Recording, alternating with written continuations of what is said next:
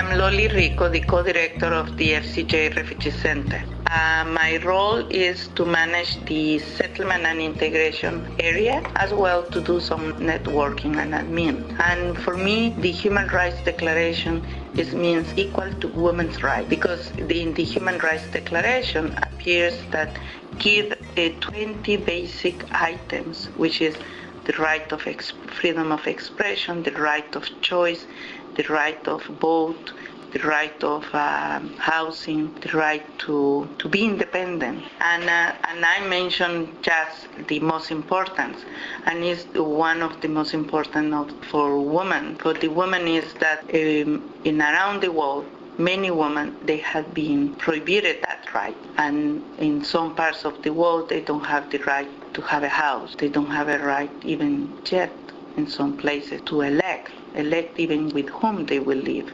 They don't have a right to express themselves, because if they do that in their home or even in their country or in a war situation, they will be beat up or even they will be killed.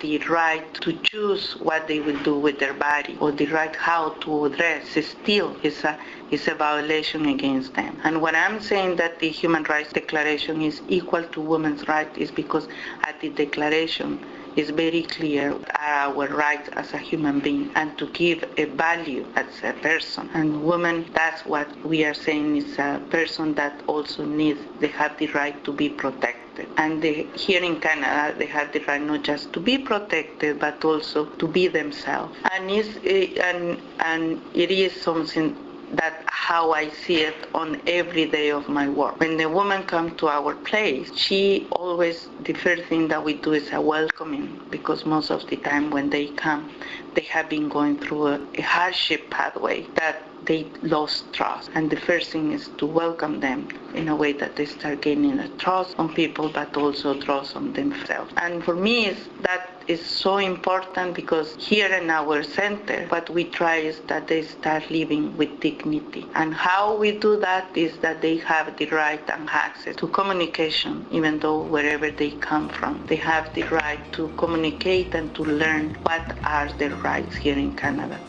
And one of the main important things is that, for example, as a Canadians and in Canada we have, and it's something that should, and it is accessible to any refugees and also to women, is the chapter of freedom and right, the Canadian chapter, which is the implementation of the Human Rights Declaration. And it's something that we have here with the women, as they have access to the protection and as a refugee. Borderlands Equalize.